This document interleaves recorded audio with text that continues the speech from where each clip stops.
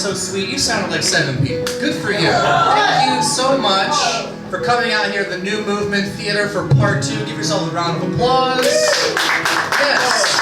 I'm just gonna come right down here, guys, because this is an intimate experience about the things that we love and the fact that they died. Really, when a movie doesn't get the sequel that it deserves, then it basically dies in front of your eyes, and you have to bury it along with everything else that you loved as a child or an adult.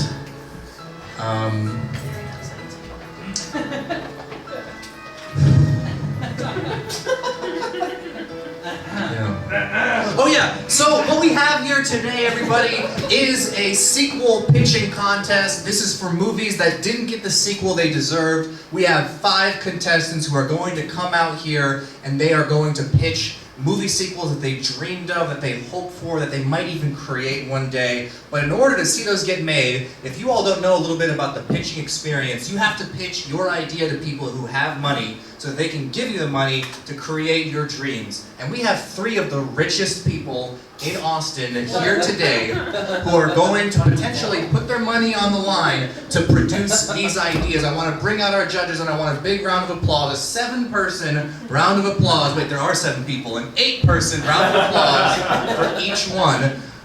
Your first judge of the evening, he was the winner of the 2006 Funniest Filmmaker in Austin Award, going 11 years strong on that credit. Folks, sound like 9 people for Patrick Neese.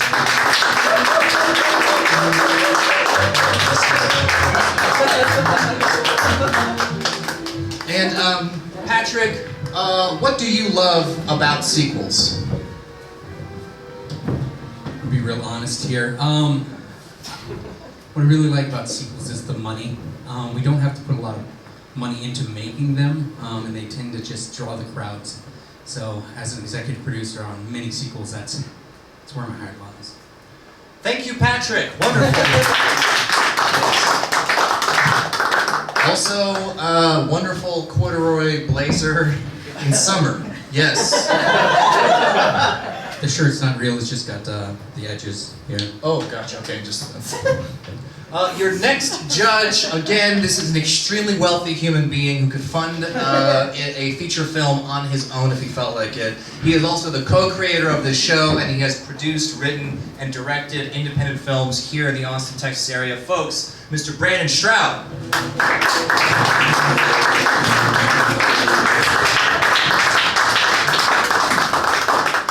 Brandon, how do you keep a sequel interesting when we kind of already know some of the intellectual property in there?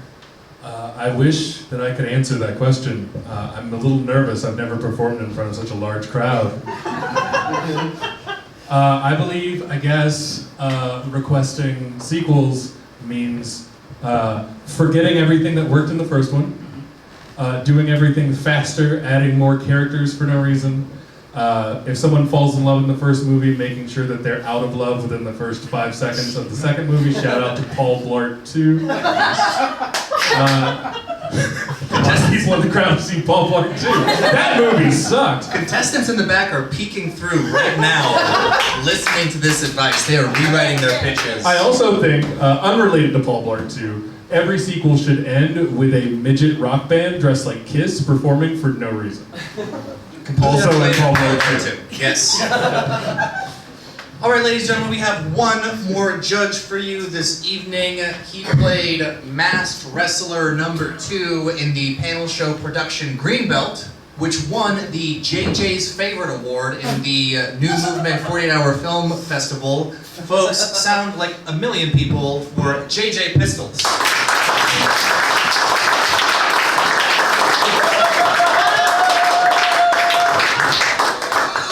And JJ, when does a movie go from standalone film to franchise to potentially even universe builder? When you bring The Rock in. Perfect. Yes, Dwayne Johnson. That is a universe factory. I am still waiting for San Andreas 2. Yes. Thank you, JJ, everybody. Yes, panel show, Friday, June 16th, 10:30 p.m. And now, folks, we get on to the real meat in this movie sandwich, which is our contestants coming up here and pitching their ideas, putting their dreams on the line for each and every one of you. And brutal honesty is the only thing that works in Hollywood, folks. So if somebody's up here and they are not being delightful, I want you to scowl so hard at them that they lose their will to live. Done. Perfect. Judges are on board with that. Your first contestant this evening is a fine gentleman and a decent human being, and he's also a member of boy band, which is, quote, the most fuckable improv troupe in Austin. So folks, sound like more than 10 people for James West.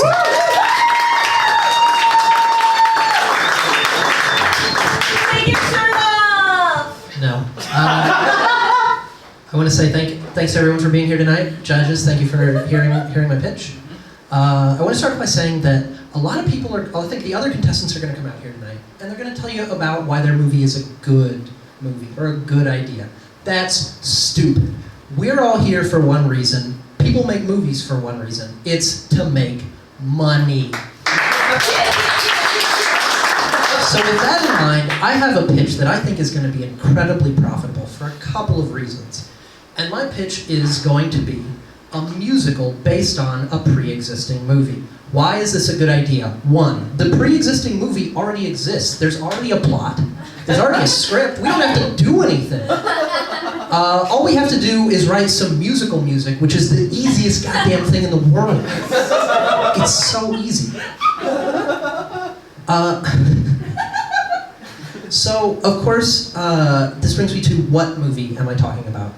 And for me, the only movie I could be talking about is the 1970s science fiction horror classic Ridley Scott's Alien. And you might be thinking to yourself, why Alien? That's crazy. That's a crazy idea for a musical. Yes, it is, and that's why it's going to work. We're going to slam 3 demographics with this thing. I'm sorry, I did yard work this morning and my arms are really, really tired. We're going to hit 3 demographics with this. 1, people who like Alien. It's a great movie. People love that movie. They'll come out and see it.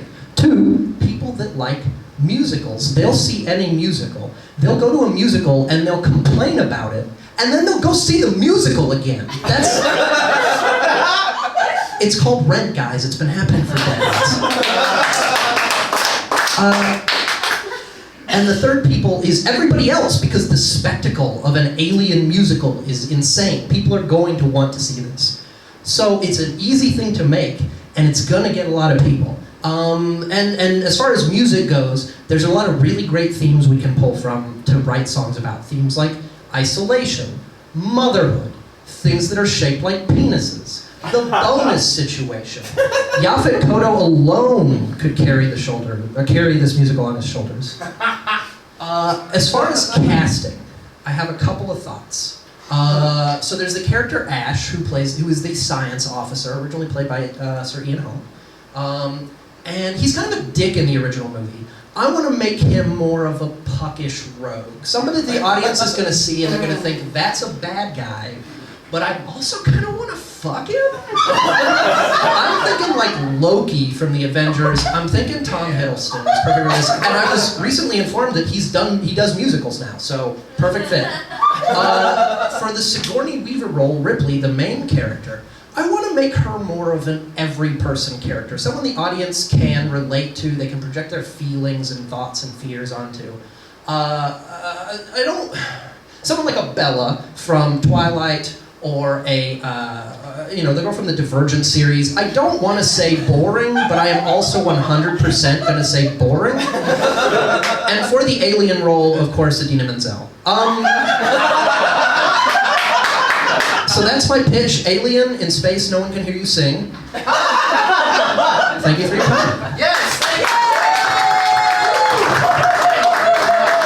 James West, everybody. Yes, let's go to our judges. JJ.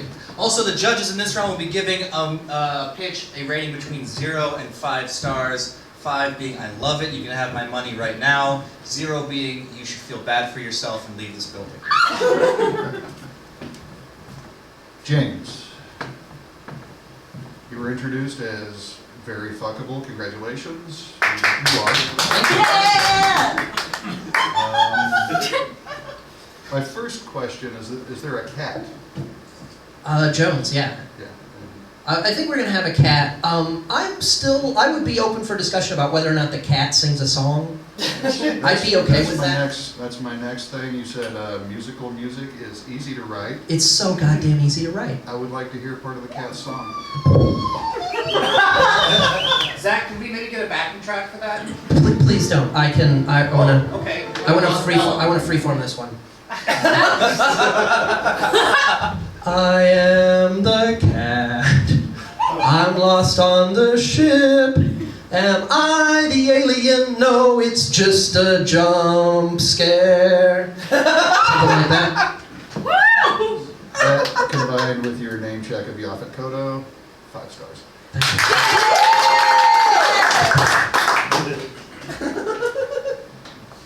I would like to applaud you for approaching this from a financial point of view, Thank you. as you are talking to the most diverse group of judges possible.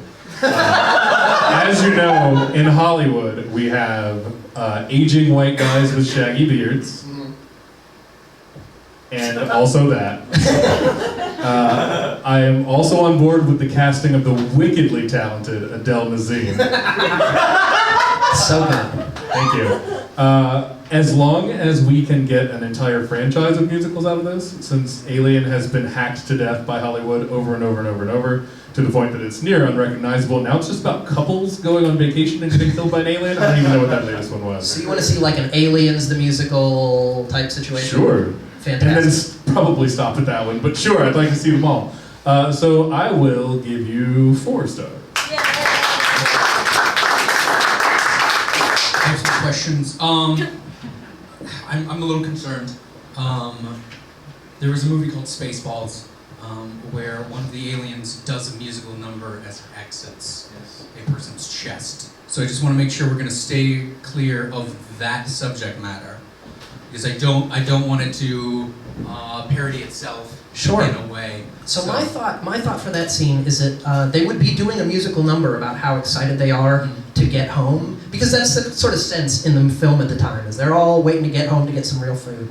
And then the song is interrupted at its height by the chest burst, and then the alien doesn't sing until the very end. Really? Yeah, I don't want to see, like you said, I don't want it to become a parody of itself. This is a very serious, serious musical. I was thinking that part of the alien struggle, because it's alone as well, and Sure. now has lost its child in space. I was thinking maybe that could be a musical, but it sounds like If I may, yeah. over the course of, one of the themes, as I said, will be isolation. Over the course of the musical movie, there'll be return to that theme several times. And then at the very end, that is when Sigourney Weaver's character, Ripley, and the alien have a duet about isolation, and that's when you finally see, oh, I get it, it was just scared and alone all along. It turns it on its head. I think there's a lot of potential here. I'm going to give you 4 out of 5 stars. Thank you. So that is a score of 13 stars. Zach is keeping track of that in the tech booth.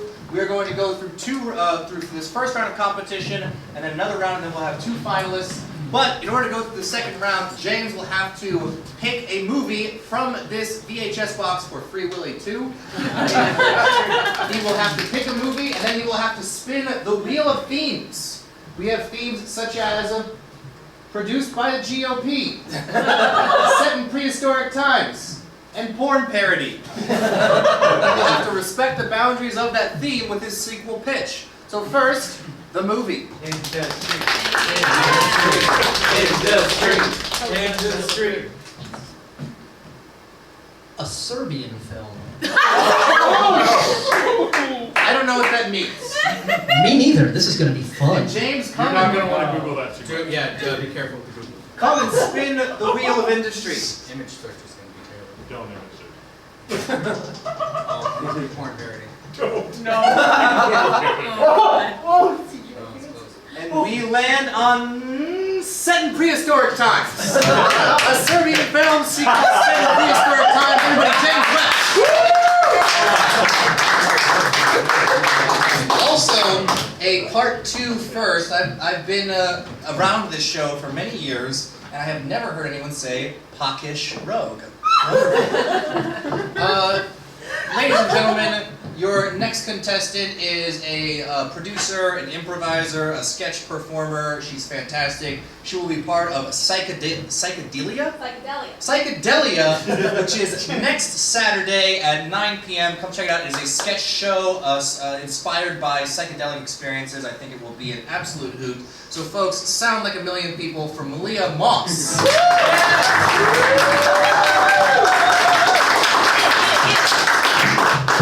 Hello. I have a pitch. I'm glad you can be here to hear it. Don't Tell Mom the Babysitter's Dead. A 1991 film where in the first 15 minutes an elderly woman dies and the children she's supposed to be caring for stuff her body in a trunk, drop it off at the morgue in order to have a summer of hijinks and shenanigans. Now, this is not addressed in the first film, but that experience of seeing their babysitter's lifeless corpse awoken something in the Crandall children. And our sequel begins 10 years later when their thirst for blood is solidified and their body count is in the triple digits. We open the film on Sue Ellen Crandall, the lead character of the first film. She is still working her job in the fashion industry, not because she wants to pursue a career, but because she has access to a textiles factory. A giant, vast building with large machines and sharp objects and no one around for miles. Now, the first 30 minutes or so of this film is mostly an exposition of how the Crandall children became the most notorious serial killers in American history, possibly the world. And we just see a nice montage of them chasing their victims, stalking them, until we see the most recent victim, a woman in their 20s. You know, no one seems to care very much. They don't care about human life. But Kenny Crandall, the sweet stoner-turned-chef of the first film, notices this is his high school girlfriend, the nurse from the, I don't know her name, from the first movie.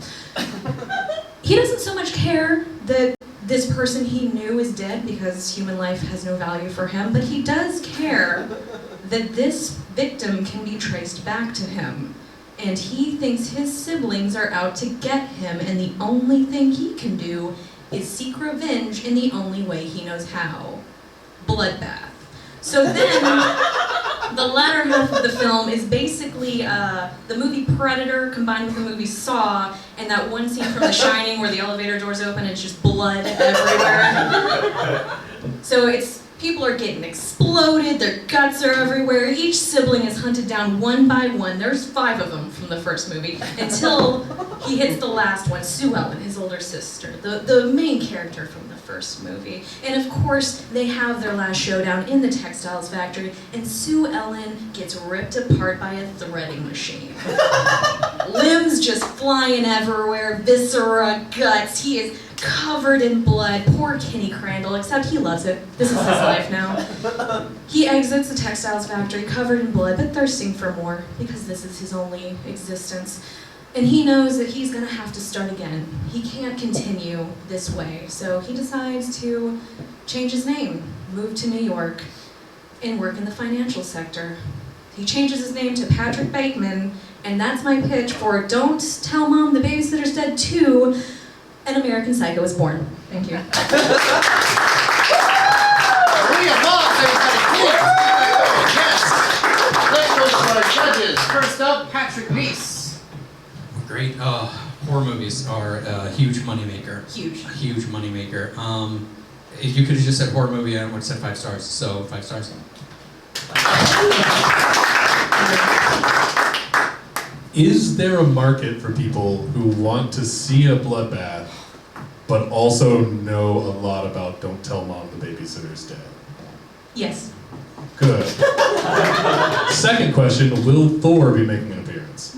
Obviously. What will Thor be doing? Will he be defending from a bloodbath, or will he be participating? What will Thor be doing? He is the second victim in the montage. Oh. Yeah, he gets killed immediately. Oh. Yeah. Crandall children are, he's just no match for the Crandall children. Fair enough. Yeah. Fair enough. I do appreciate how much you know about how to effectively murder people. So either you truly are a psycho yourself, or you just spend a lot of time watching true crime documentaries on Netflix like the rest of us. So I will give you 4 stars. Just one. You think that's safe? Nathan, I'd like to change my star rating to 5 stars. Thank you.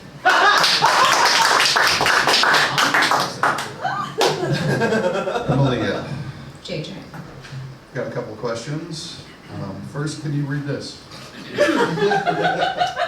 The panel show goes back to the 80s, Friday, June 16th, 10:30 p.m. That's good thinking. Second, Christina Applegate. I'm familiar.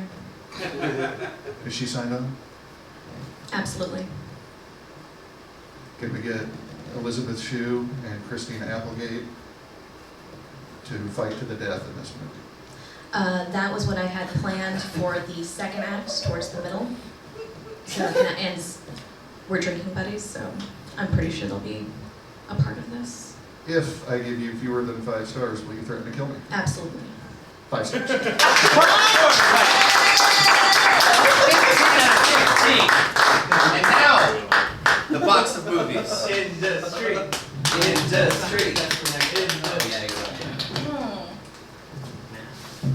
Man of the house. Man of the house. And in the event that we get a modifier that has been used before, we will spin again. Yes.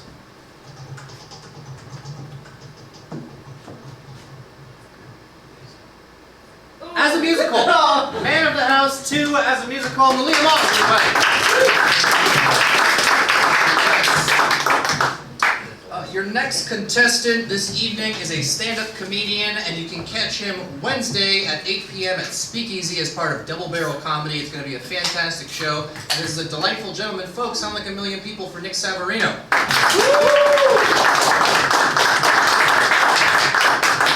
Thank you. All right, my pitch for a sequel. In 1994, one of the greatest baseball movies ever came out, called Little Big League. It's about a 12-year-old man named kid named Billy Haywood, who was given the Minnesota Twins by his dead grandpa, and then later decided to coach the Minnesota Twins. So, in 2019, 25 years later, the sequel to Little Big League 2, Little Big League Lies. We're mixing modern murder mystery with Little Big League fun. What's gonna happen? Billy Haywood still owns the team.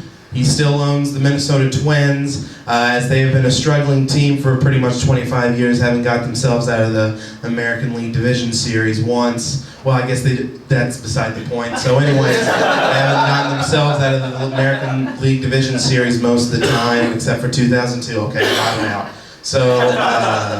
So he decides, you know what? It's time to fire my stepdad, the manager, Lou Collins, his new stepdad. At the end of the movie, he decides to fire Lou Collins. He's no longer the manager. Billy Haywood's going back onto the field managing. However, his first game back, he gets drilled in the head and goes into a coma, so he can't coach anymore. His new girlfriend, who has a 12-year-old son by chance, his new girlfriend, he decides, you know what, this kid likes baseball, and I remember back in '94, I lit a fire under the Minnesota Twins by being a kid coaching the team. I'm gonna have this little kid coach the team. This little kid, we'll name him James, I guess. James decides the best way to get the Minnesota Twins to start doing well, he starts juicing the players up all the time. Oh, also, Billy Haywood's girlfriend, like Big Little Lies, she was raped, so her son is she doesn't know who the father is of her son. And so she's been looking for her son's father this whole time, trying to find out who it is. And so she's not even noticing that her son is juicing the players and making them a better team the whole time. Then we go to the final game. It's the AL wildcard game. 1 game elimination. They're playing the Los Angeles Angels. 7th inning. The man who lead, no one cares about this stat. The best player in the league comes up to the plate. James's mom is in the audience and gets a flashback and realizes that Mike Trout is the man that raped her. And so she murders Mike Trout in the 9th inning. And the Twins go to the American League Division Series. That's all I got. That's all I got.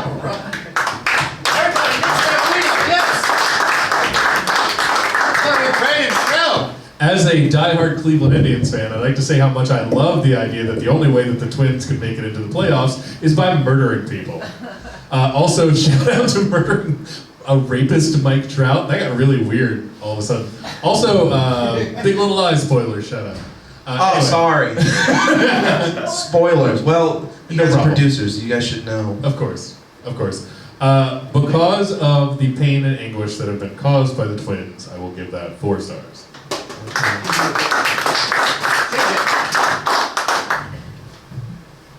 Nick, Yeah. a couple of questions. Can you read this part in the yellow? 80s dance party with karaoke and costume contest, 11:30 p.m. And that's this Friday. I like you bringing the Angels in. I wonder if there's a potential for crossover with the Angels in the outfield franchise. There we go. There we Could we go. get Christopher Lloyd, Tony Danza, Danny Glover? JGL, the most important. Wait, Mike Trout, if he got Did you killed, say he could Gigi still be Allen? playing if he's an Gigi angel. Allen was not in that movie. JGL supported Levitt. God, JJ. So JGL's in it. Oh yeah, by the way, we just like the real Little Big League, we use the actual players. That was the best part about that movie. Trout gets killed, he can come back as an angel. No actors. Given what Mike Trout did,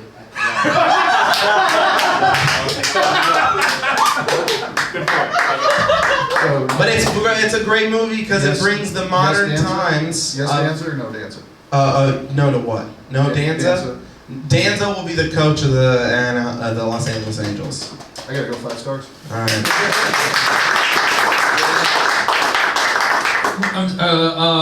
Why aren't there twins? With the kids, I think it's a perfect opportunity to have twins, coaching the twins. I think that's a hilarious Because opportunity. that just seems like an Yes. easy pun. Oh. Was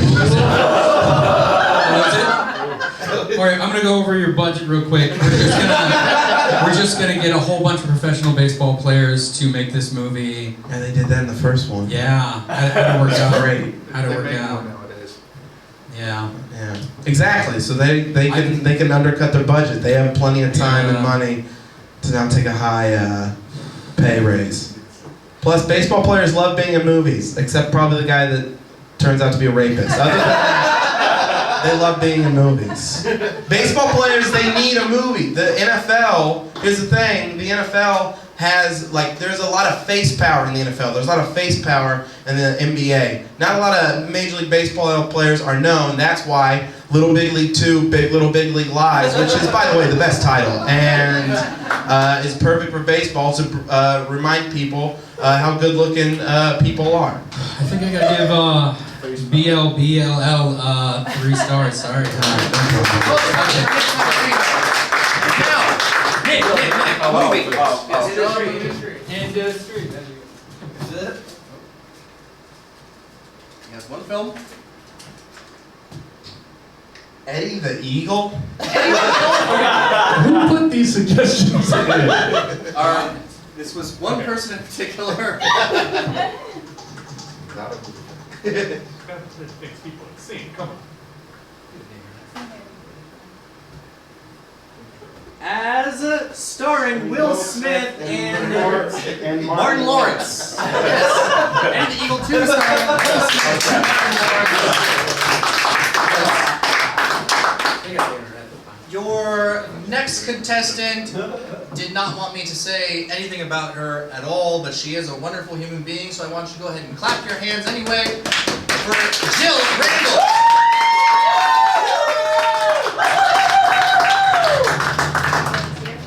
Not on the poster. Okay. Got a koozie. Yeah. Okay. I'm gonna read. I don't have this memorized like everybody else. My pitch is a sequel to The Sound of Music. It's called The Hills Have Music. And it's a horror musical about how the Von Trapp children endured exposure to radioactivity during their attempted escape from the Nazis and turned to a life of cannibalism. So let's start at the very beginning. A very good place to start. The film begins like any typical teen horror movie with a group of young adults of all your varying stereotypes. That was too tall for me. They're road tripping together through Austria in order to reach their vacation resort and ski in the Alps. They make a short pit stop in a small town which appears to be some sort of convent, as it's just a bunch of nuns everywhere. They stop to eat at the one small pub in town before they finish their journey. And their server, a nun, strikes up a conversation and informs them of a shortcut through the woods to reach their destination. With a creepy head tilt, she suggests it's much lovelier and will make their hearts want to sing. The teens just nod, thank her, and after much debate, opt for the shortcut because they came for the scenery and want to take advantage of this local suggestion. The group gets lost in the woods when their car suddenly stops working, and here we make an ominous cut back to the nun waitress holding a car part, which shows her intentional sabotage, just like in the first movie. Back in the woods, the group separates. They go in a bunch of different directions because everybody knows the smart thing to do is to split up.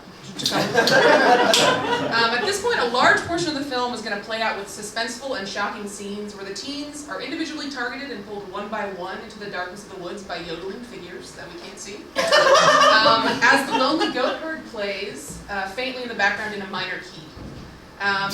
In one fast-paced chase scene, a single teen manages to escape and make her way back to the small convent town to find help. Upon arrival, this last teen is immediately taken prisoner, and it's finally revealed that all the teens are alive and have been taken captive in the woods by none other than the Von Trapp children, who, included with the town of nuns, the Abbey from the original film, were subjected to radioactivity from a German nuclear bomb test in the Alps 80 years ago. The Von Trapp children and nuns remain ageless, yet horribly mutated from their exposure. The mutation turns them all to cannibals, and they decide to work together to run a successful and quaint pastry and pie business sourced entirely from the human flesh of their tourist victims. At this time in the movie, the owners of the small business are going to be revealed as Maria and the captain, with cameos by Julie Andrews and Christopher Plummer, of course. In the final scene, the teens are all murdered in a religious sacrifice by the nuns after the Von Trapp children perform a rousing rendition of So Long, Farewell. The film would utilize all the original music from the first movie. For example, Liesl would torture only male victims in a gazebo-shaped cell while repeating the lyrics to 16 going on 17, because after being told that she better beware, she's unprepared to face a world of men and needs a man who is older and wiser telling her what to do, she's driven to murder, as would anyone be after exposure to such misogynistic ideas. Jill Randall, everybody. Yes, let's go to our judges. JJ Pistols. A lot of horror films tonight. Jill, JJ. I have a few questions for you. First, can you read the top line? Time-traveling talk show fun. That's what you'll find this Friday. June 16th at 10:30 as the panel show goes back to the 80s. Do you agree? Yeah, sounds great. The Hills Have Music. May I say that's charming as fuck. You may. Thank you. Are there Nazi zombies? Or do we have Nazis? I was thinking about having like Ralph's skeleton maybe, like with his bike somewhere, like throwback to the first film, but I think with cannibals, Nazi zombies seems like a lot. Cannibals should be the focus. I like seeing Nazis get punched in the face. For Okay. me to go to this movie, I want to know that there's some face punching going on. Okay, I think that we could put Nazis in solely to punch them in the face. 5 stars. Ladies, shot, everybody. I'm not sure which one I'm supposed to speak into. This is going to get deeply sexual. Sometimes I can't do that. PTSD. Sometimes when we do these shows, we don't get any actual good ideas, but that's an actual good idea, which makes it really hard to judge it because I can't like funny judge it. I have to actually judge it because I would make that movie. That movie sounds great. Yeah, I mean, nuns, radioactivity, cannibals. These are a few of my favorite things. So, boo you. So yeah, and also shout out to the hot air balloon shirt. Yeah. That's the best shirt I've ever seen. So 5 stars, absolutely. I got it wrong.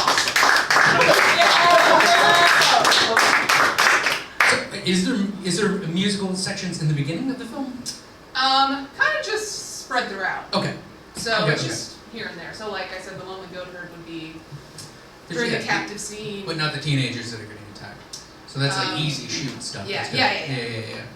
Well, okay, so it's a horror movie with a really simple budget at the beginning, calling back a lot to the original. I really like that. How do you feel about puns? Are you for or against puns? 100%. Okay, 5 puns. stars. That's all.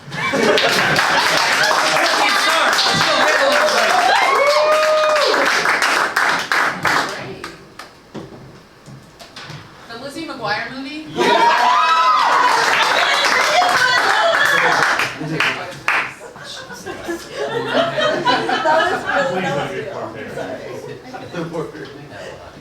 The Lizzie McGuire movie, produced by the GOP.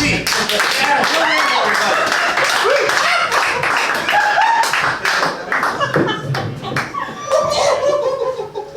Boy.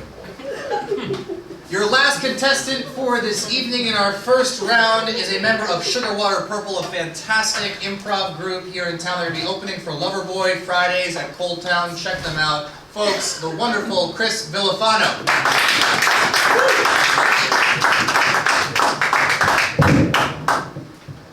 Alrighty, I'm gonna get right into it. You guys have probably heard of the, spoiler alert, horror movie End of Days. I'm gonna do a sequel called The End of Days 2, Hail Hitler. Excuse me, I meant to say Hail Satan.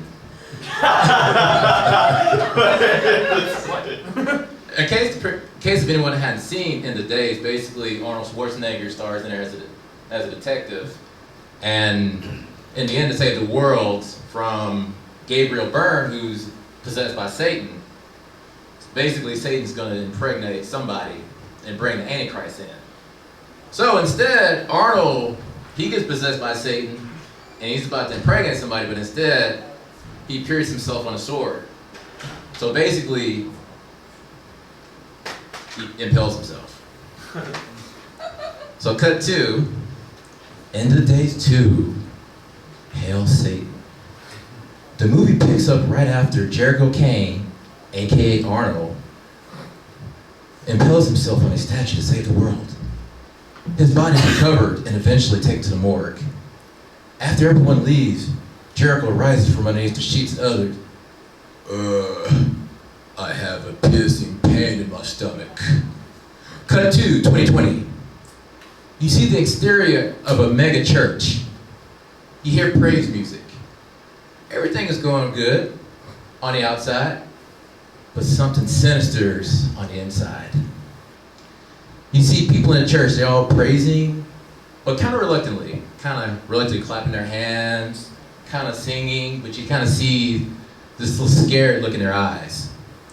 After the music ends, all of a sudden you see someone hop on stage.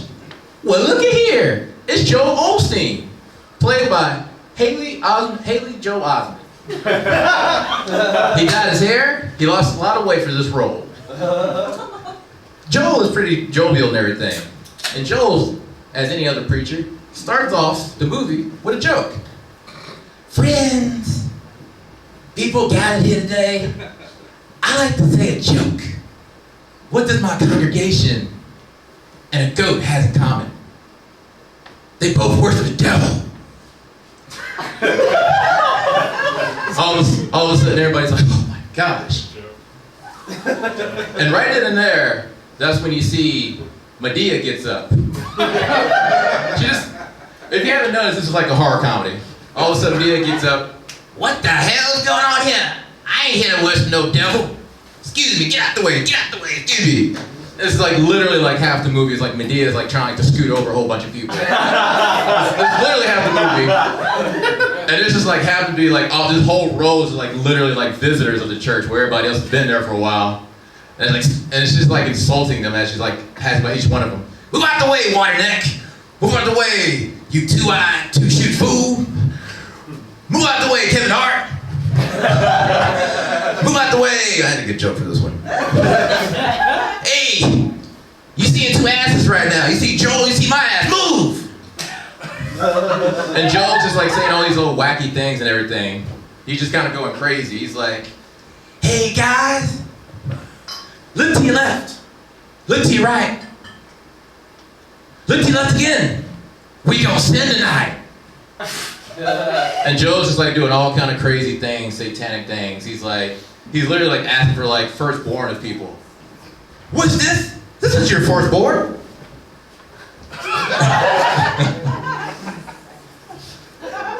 This is literally like the majority of the movie. Then we go to the praise worship part. They have a praise-a-thon. Basically, the whole church is like held hostage.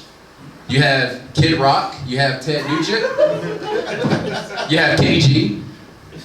You even have like a chained-up Billy Joel at a piano. And he's singing his own song, Leave a Tender Moment Alone, except to a different tune. Leave the devil alone. I'm just going out of my mind. I think something's so wrong. I'm just losing all my time. And just then, as things is about to get worse, and here's the tricky part. In order for basically the whole church is like a portal to hell, and for that portal to open up, he has to have sex with his wife, which is Ann Coulter, played by Tori Spelling. So as this is about to happen, that's when Arnold comes in. He's like, hey, you're going to stop this right now. And that's when Joel's like, hey, sinners only. And then Arnold's like, it's okay, I'm agnostic. Then he starts shooting him. But his body is riddled with bullets, but he's still alive. Joel has one more saying. Oh, I'm still alive. These lips of mine, these lips of mine, these lips of mine are so divine. And just as Joel's about to go back to his act of consummating evilness, that's when all of a sudden he gets pierced with a cross from behind by Bishop Bicep, played by Sylvester Stallone. And the catchphrase is, you've been double-crossed. And I'm about to wrap it up. And as the movie's kind of like coming close to the end, that's when Arnold's like, oh my gosh, the portal is about to open, but they take the whole church. Run, get to the chapel. And that's when Sylvester Stallone's like, no.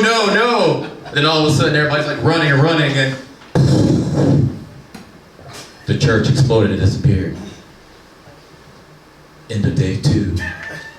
Hail Satan. Thanks for the fun, everybody. Yes. Let's go to our judges. Please keep in mind that the end time for the show is 8:30. Yes. Patrick Neese. I'm a huge fan of all the puns. However, it sounds like there's a lot as far as cameos, which means money. So keeping it short, 3 stars out of 5. I was hoping that at the end of the pitch that we all just sat in silence and then we stood up and laughed. I'll give you 2 stars. Chris, you read that really fast. Really fast. Time traveling talk show fun. The panel show goes back to the 80s. Can you say, get to the chapel? Get to the chapel. Can you say, you've been double-crossed? You've been double-crossed. Why didn't Arnold Schwarzenegger get pregnant? He wanted to share the joy. 5 stars. The only 5-star review I've given. 10 stars for Chris Villafana, everybody. Chris, please draw a film. Boom. Gonna draw it real quick and Hudson Hawk, featuring Bruce Willis. Yes. Shout out to whoever went to film school. And starring Hulk Hogan. Hudson Hawk 2, starring Hulk Hogan and Chris Villafana. Now, Ladies and gentlemen, we are going into the second round of this contest. People had to draw movies, so we remember that it was a Serbian film.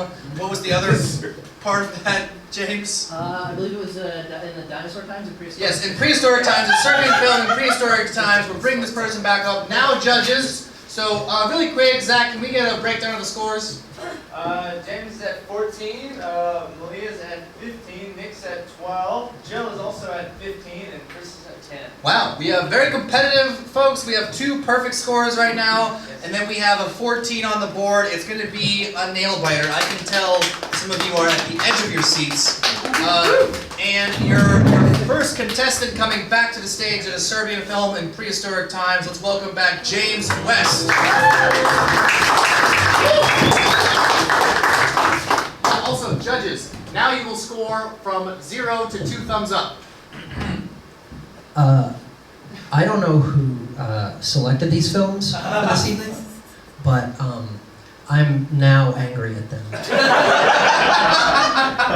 for making me find out what that movie was about. How many people in the audience know or are familiar with a Serbian film? Can I? Just me. You're all broken. You're all broken people now. Oh, yeah. I'm broken too, and I just read the goddamn Wikipedia article. The next question you might be asking yourself is, did I come up with a sequel for a Serbian film? And the answer is no, I'm broken now! I think all the creative parts of me have left. I gotta walk away from comedy.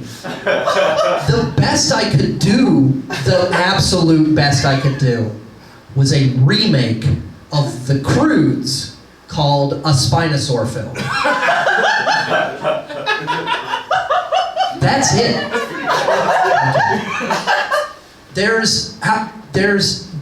Don't read about this movie. Don't look it up. I promise you will thank me if you don't.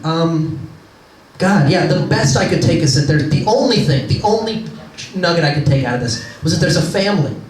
And that's it. That's the one part of this movie that is salvageable. I came onto this stage with one motivation, and that was to make money. I would be surprised if a Serbian film made any. Actually, I guess it made like what, $50 off of you folks? Watched it illegally, so no. Good move. That guy doesn't deserve anything.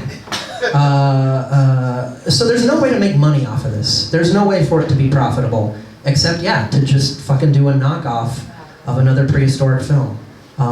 Sorry guys, that's what I got.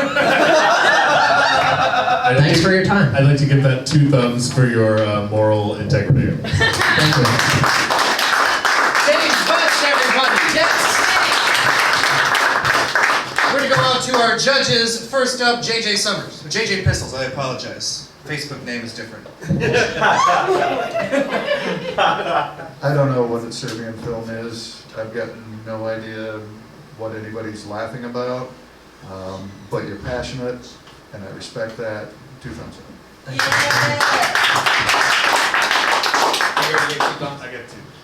I mean, as a pitch, I have to give it half a thumb. Yeah, that's fair. But warning other people, I literally think about that movie every other week, and it scares the shit out of me. Don't watch it. Listen, I came up here knowing I had lost. This is That it was part already 2 over. first, everybody. An audience member has raised their hand. I'm to ask- sorry, I just wanted him to elaborate on the Serbian film. The Serbian film. You don't want that answer. I guarantee you do not want to know what this movie is about. Why, you're not from Serbia?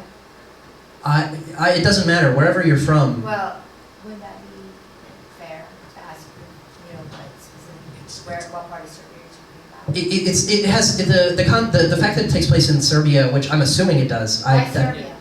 I don't know. Why not Syria? I don't have that answer for you. The quick answer is that none of us were involved in the production of the film, and that it is a film made to shock people, and that when you don't know what it's about and then you read it, literally has nothing to do where it is. I just believe it's made by Serbian people about people in Serbia, so that's why it's called a Serbian film. And an audience member wrote in the film. Yes.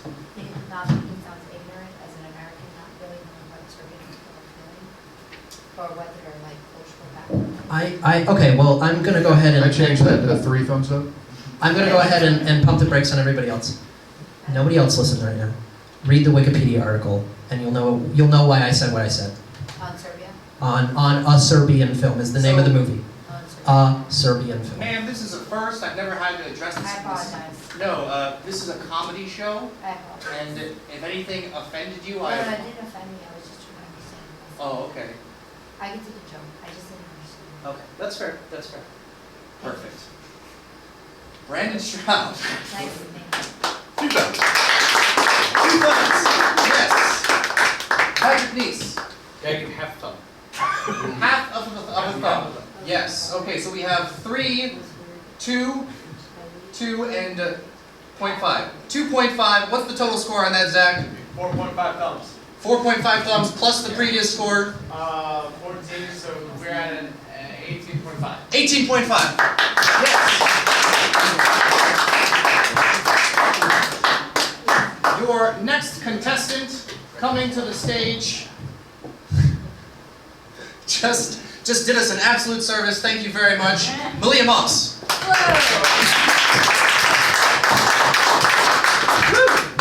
Hello. I got Man of the House 2, a musical. Now, the classic film that we've all seen, Man of the House, is about a Texas Ranger, Tommy Lee Jones, who has to protect a group of college cheerleaders who witnessed a murder shot in Austin, Texas. Now, obviously, I would have liked this sequel to focus on the murder, but I went in a different direction. The bad guy of this film was named Zane. At the beginning of our sequel, he escapes from prison, and Tommy Lee Jones has to go on a manhunt to get this fugitive. There are lots of songs, as it is a musical, the climax of which is I Don't Care, that takes place in a hydroelectric dam. It is a duet between the two main characters, because every movie has to have its not throwing away my shot. And it ends in a bloodbath, because I just don't know how to end it. Thank you. Real quick, sorry, the name of the musical in the hydroelectric dam was? I Don't Care. Instead of I Don't Give a Damn? It is actually I Don't Care. I looked it up. Yeah. What?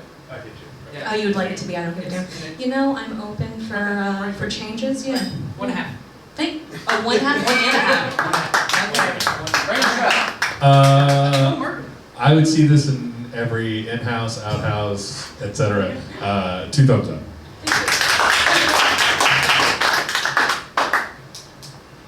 Two thumbs up. 5.5 thumbs. What is the total score, Zach? That would be 20.5. 20.5 for Malia Moss. Let's get him back up here. He wowed us with his baseball knowledge, everybody. Nick Savarino. That lady here? Is she here? Good. Okay, because I don't even know I don't even know the other guy was pitching, but I know she would probably really hate what I'm about to say. So I'm really it's a good thing she's not here. Okay, so Eddie the Eagle. So the Wizard of Oz has the Wiz. The Eddie the Eagle's gonna have Eddie the Eagle, but with Will Smith and Martin Lawrence. So here's the deal, though. Obviously, if you've seen Eddie the Eagle, who's seen Eddie the Eagle? All right, that's what I expected. And, so Eddie the Eagle is about a guy. It's about a British dude. His legs don't work. It's like a Forrest Gump type thing, basically. And then he jumps off ski slopes. So that's not gonna happen for Martin Lawrence, since this is gonna be like a racial difference one. This is going to be like Martin Lawrence grows up in Harlem and he's made fun of by all of his friends growing up with him in Harlem because he has dreams of being in the Winter Olympics all the time. So he's going to hitchhike across America to Colorado where he's going to learn how to jump off ski slopes. Will Smith was a gifted man who grew up in Colorado on the mountains. He's going to stumble upon Martin Lawrence, jumping off the ski slopes. Martin Lawrence, we're going to find out, I can't say ski slopes. Martin Lawrence, we're going to find out that he's just as bad. Martin Lawrence would have been better off with crippled legs at this point. We're going to find out. The other thing, this is going to be like Michael Keaton, like Birdman was to Michael Keaton. This is what Eddie the Eagle, I don't want to, Eddie the Eagle with Martin Lawrence and Will Smith is going to be like what Birdman was to Michael Keaton. It's going to bring Martin Lawrence back into the limelight, remind everybody how he is a great actor for like with Blue Streak and Black Knight, and it's going to be like the first movie. It's going to be like the first movie where he was not a cop, so that'll be really cool too. That's all I got.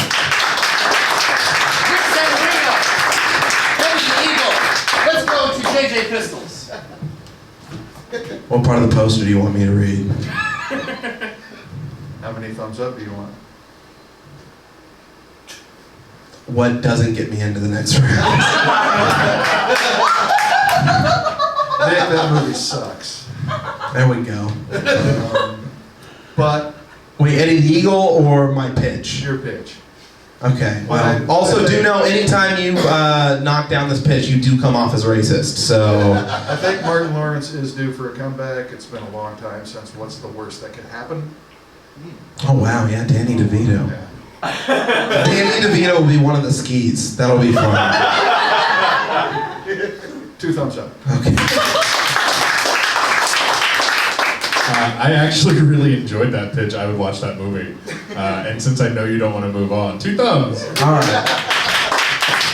You don't want to move on? You do want to. He's got a dinner date.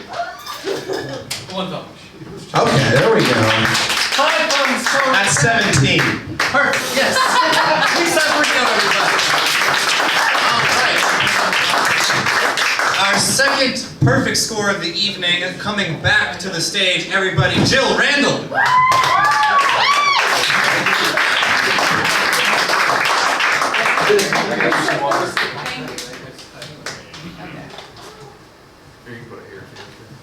Just gonna put it right back. 6 over. Okay, so I had the Lizzie McGuire movie produced by the GOP. The Lizzie McGuire movie is kind of a Singin' in the Rain-esque type film. So Lizzie McGuire graduates middle school and gets to go to Rome with her class, which is insane. While she's in Rome, she meets and falls in love with an Italian pop star who ends up being a complete jackass. And then in the end falls in love with her best friend for real, Gordo. So I believe it's really just to remake this movie, but like the GOP would. But everybody's played by a middle-aged white man. So Lizzie McGuire, the main middle schooler, will be played by a middle-aged white man. Her best friend Gordo, a middle-aged white man. Her other best friend Miranda, also a middle-aged white man. Ex-best friend Kate Sanders, middle-aged white man. Her younger brother Matt, middle-aged white man. The principal, Angela Undermeyer, is going to be played by Dwayne The Rock Johnson, because who doesn't love The Rock? And Paolo, the Italian love interest, is played by a middle-aged white man. The film will play out exactly the same, except it will end with a midget rock band dressed like Kiss for no reason.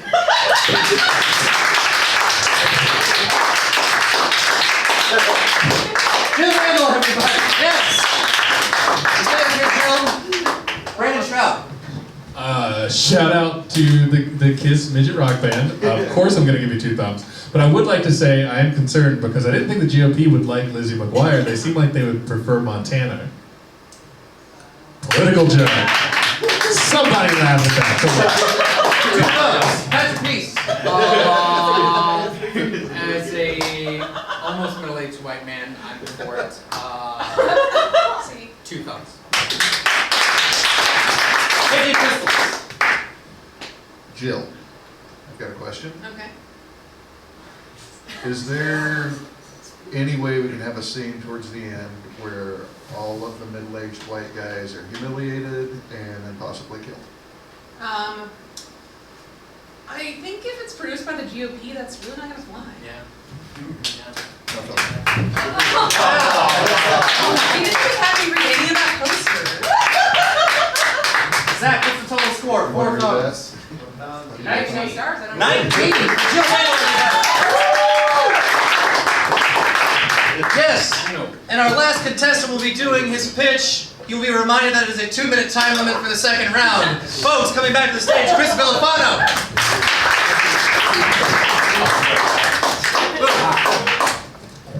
This is gonna be less than a minute. My pitch is Hudson Hawk, starring Hulk Hogan. And basically it's gonna be the sequel, Hudson Hawk and the Toupee Heist, starring Hulk Hogan. Basically, this is gonna be the heist is to get the toupee off of Donald Trump, because Hulk Hogan, he's pretty orange, and Donald Trump, he's orange, but he has a toupee and stuff. But here's the pitch. Basically, it's gonna just the entire movie is gonna be just Hulk Hogan and all the wrestlers, Ric Flair, Terry Funk, Undertaker, Shawn Michaels, Scott Hall, aka Razor Ramon, the bad guy. And basically, they get like distracted every time they're about to go on a mission. So you probably see them like changing the oil in their car. Probably see them like watering the plants. At one point, you know, they remember to kind of go back on a heist, but then it's like, let's go to the drive-thru at Burger King. So you kind of basically see them all kind of crammed up in the car. You kind of see Jimmy Hart like, hey, I want a hamburger with cheese on it and double meat. And then you see kind of like Scott Hall, he's in the back like, hey yo, I want, sounds like Fonzie, hey yo, I want some large fries and some tater tots. Oh no, wait, that's Sonic. So basically this is like the premise of the whole movie. Just them getting distracted. They never get to Donald Trump, but hey, you get to follow around and relive the old 80s wrestlers. Yes! Let's go! Captain Nice! If that was the porn parody version, I would have given it 2 thumbs. I would have given it 1 thumb. How the fuck do you have a Hudson Hawk sequel starring Hulk Hogan and not call it Hudson Hulk? 0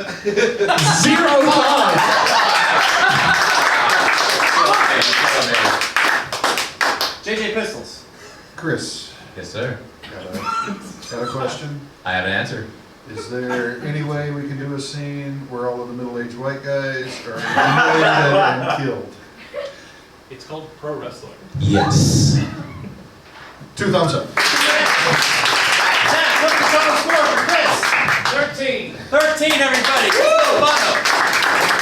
All right, we are going to go into our final round of the show, everybody. You will be determining a champion tonight, and that champion will be winning 2 DVDs that we purchased at half-price books earlier today.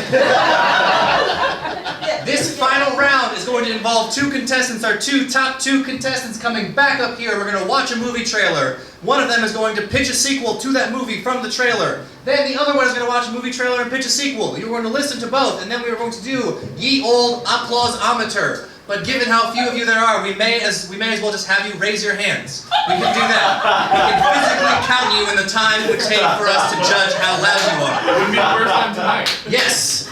Now, your top 2, I think it was fairly obvious from the scores, Malia Moss and Jill Randall.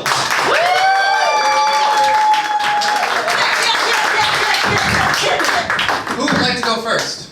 I would. Malia Moss going first, everybody. Zach, cue up our first trailer.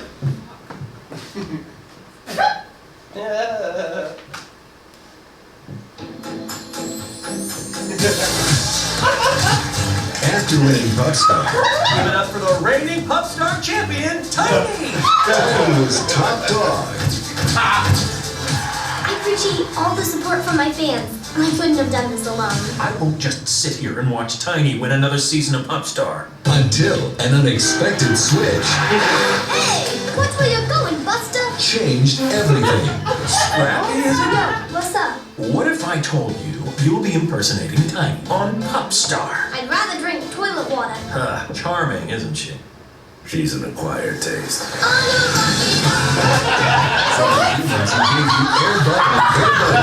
Scrappy's pretending to be me? Come here, Tiny. Let's me home. I had no idea I lived this large. Comes an all-new movie event. Everyone knows the plan? Yep. Help! I'm being dognapped. I built that cave with my own 2 hands, like Fort Knox.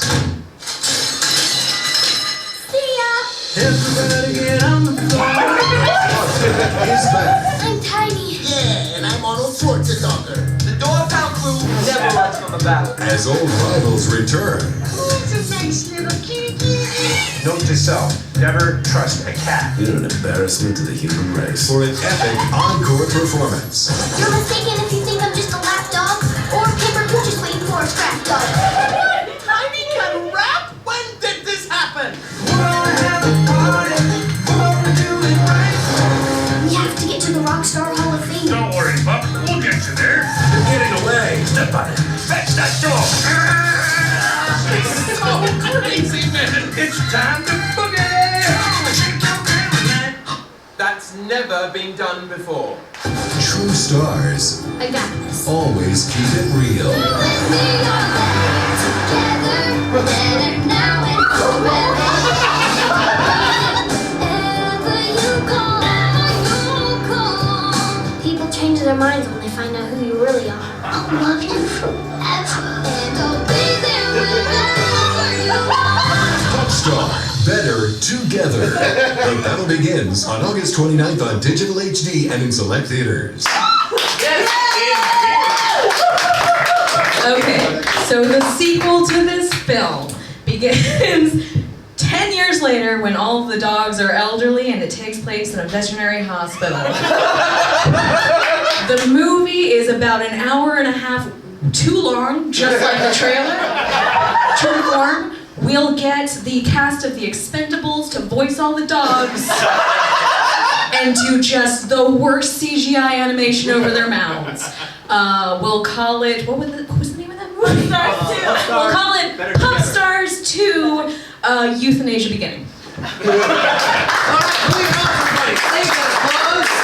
Save it. We will need to vote with that applause later. Next trailer, Zach, queued up with the very funny Jill Randall. Woo. Oh god. Oh no. Oh god, Joe.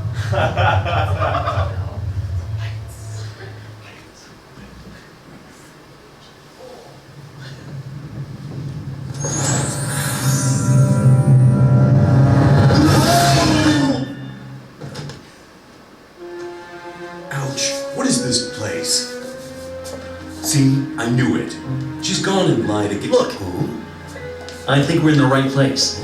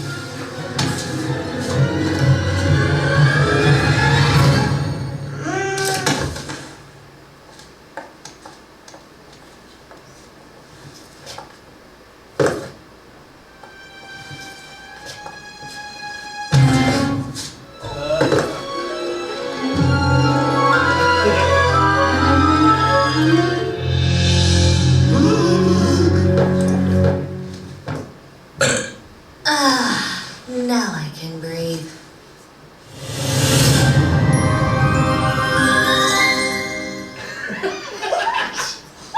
What? Jill Randall, everybody. Okay, so my sequel to this film is actually going to be a prequel. It's going to be about those two fucking creepy dwarves. The story's going to just like be really heartbreaking and entail why they're so fucked up and they're creeping on women in their houses. And it's also going to be produced by the GOP. And everyone's going to be played by middle-aged white men. Alright, everybody. You will be voting for the champion of this show to win two DVDs to take home. Please applaud if you would like to see Malia Moss as the champion.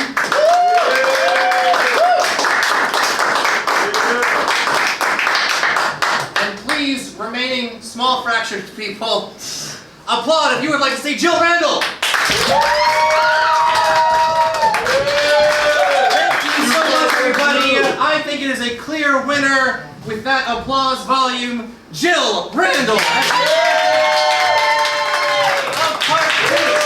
Yes, 2 DVDs. We do this show every single first, second Saturday. Keep an eye out on Do 512 on Facebook, Part 2, competitive movie sequel pitching. It's fantastic. If you have a movie sequel pitch idea, come let us know. We can get you on the stage. Maybe, I don't know, we'll listen to you. If you're not funny, we'll make an excuse. And we do teach classes here. You can come check out some improv classes. Our website is teenumcomedy.com. We also have shows at 9 and 10:30 tonight if you want to stick around. Grab a ticket at the front. Otherwise, we got to clear this theater out. Thank you so much, folks. Good night.